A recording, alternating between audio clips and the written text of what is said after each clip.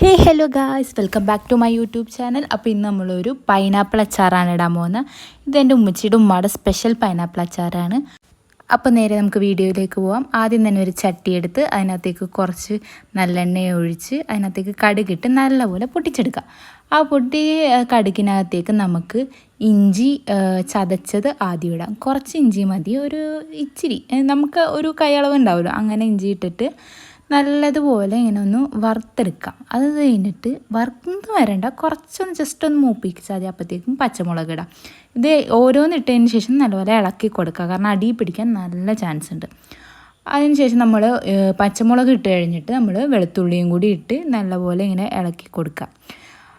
അപ്പോൾ ഇത് ഈ ഒരു ബ്രൗൺ ഷെയ്ഡായിട്ട് വരുമ്പോഴത്തേക്കും നമുക്ക് ഒരു സ്പൂൺ കായപ്പൊടി ഇടാം. കായപ്പൊടി ഇട്ട ഉടനെ തന്നെ നമുക്ക് അതൊന്ന് ജസ്റ്റ് ഇളക്കണം, ഇല്ലെങ്കിൽ അത് ചിലപ്പോൾ കട്ട പിടിക്കാൻ ചാൻസ് ഉണ്ട്. നമ്മൾ ഈ അച്ചാർ ഉണ്ടാക്കുമ്പോൾ ഇളക്കി കൊടുക്കണം, ഇല്ലെങ്കിൽ ഇത് ഒന്നില്ലെങ്കിൽ മുരിഞ്ഞു പോവും, ഇല്ലെങ്കിൽ അത് കരിഞ്ഞു പോവും, എന്തെങ്കിലും ഒന്നും ആയി വരും. അപ്പോൾ ഇങ്ങനെ ഒരു ബ്രൗൺ ഷെയ്ഡൊക്കെ ആയിട്ട് വരുമ്പോഴത്തേക്ക് നമുക്ക് നമ്മുടെ പൈനാപ്പിൾ കുറേശ്ശെ ഇട്ട് കൊടുക്കുക. ഇത് ചെറിയൊരു പൈനാപ്പിളായിരുന്നു, അത് മൊത്തം ഞങ്ങളെടുത്തു. പിന്നെ അതുപോലെ തന്നെ ഇച്ചിരി നല്ല മധുരമുള്ള പൈനാപ്പിൾ എടുക്കുകയാണെങ്കിൽ അച്ചാറിന് നല്ല ടേസ്റ്റ് ഉണ്ടാവും. അങ്ങനെ ആ പൈനാപ്പിൾ ഇട്ട് നമ്മൾ നന്നായിട്ട് ഇളക്കി കൊടുത്തു. അതിനുശേഷം ഒരു 2 ടീസ്പൂൺ മുളക് പൊടി എടുത്തിട്ടുണ്ട്. അതിൻ്റെ ഇടയ്ക്ക് നമ്മൾ ഉപ്പിടാൻ മറന്നു. കുറച്ച് ആവശ്യത്തിന് ഉപ്പിട്ടിട്ട് നല്ലപോലെ ഇളക്കാം. വേറൊരു പാൻ എടുത്തിട്ട് അതിനകത്തേക്ക് കുറച്ച് നല്ലെണ്ണ ഒഴിച്ച് നമുക്ക് ഉലുവ വറുത്തെടുക്കാം. അപ്പോഴത്തേക്കും നമ്മുടെ പൈനാപ്പിൾ അങ്ങനെ വരുന്ന ചൂടെണ്ണയിലേക്ക് നമുക്ക് കുറച്ച് മുളക് പൊടി എടുത്തിടാം. മുളക് പൊടി നമ്മൾ നേരത്തെ അളന്ന് വെച്ചില്ലേ, 2 ടീസ്പൂൺ, ആ മുളക് പൊടിയാണ് നമ്മൾ എടുത്തിടുന്നത്. അതൊന്ന് ജസ്റ്റ് നമുക്കൊന്ന് മൂപ്പിച്ചെടുക്കണം, കാരണം ഒരു നല്ലൊരു കളർ കിട്ടാനും അതുപോലെ തന്നെ ഒരിച്ചിരി നല്ല എരിവ് കൂടാനും ഒക്കെ വേണ്ടിയാണ് നമ്മളങ്ങനെ ചെയ്യുന്നത്.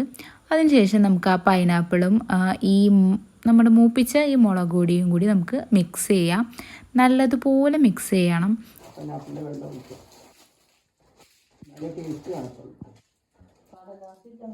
പൈനാപ്പിളിൽ നമ്മൾ അരിയുമ്പോൾ തന്നെ നമുക്കൊരു കുറച്ച് വെള്ളം കിട്ടും. ആ വെള്ളം എടുത്ത് വെച്ചിട്ടുണ്ടായിരുന്നു, അതും കൂടി ഒഴിച്ച് പിന്നെ ഉലുവ ചതച്ചതും ഒഴിച്ച് ഇച്ചിരി വിനാഗിരി ഒഴിച്ച് കഴിയുമ്പോൾ അതാ നമ്മുടെ അടിപൊളി പൈനാപ്പിൾ അച്ചാർ റെഡി ആയിട്ടുണ്ട്.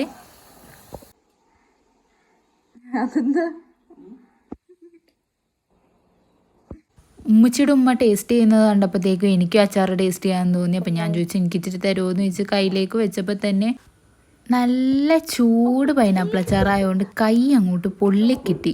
കൈ പൊള്ളിയാലും അച്ചാർ അടിപൊളിയായിരുന്നു, നല്ല ടേസ്റ്റ് ഉണ്ടായിരുന്നു. ബിരിയാണിക്കൊക്കെ കൂട്ടാൻ അടിപൊളി ഒരു അച്ചാറാണ്. അപ്പോൾ ഇന്നത്തെ വീഡിയോ ഇത്രയൊക്കെ ഉള്ളൂ. നിങ്ങൾ വീഡിയോ ഇഷ്ടമായ ലൈക്ക് ചെയ്യുക, ഷെയർ ചെയ്യുക, അതുപോലെ തന്നെ സബ്സ്ക്രൈബ് ചെയ്യുക. അടുത്തൊരു വീഡിയോ ആയിട്ട് വരുന്നവരെ ബൈ ഗായ്സ്.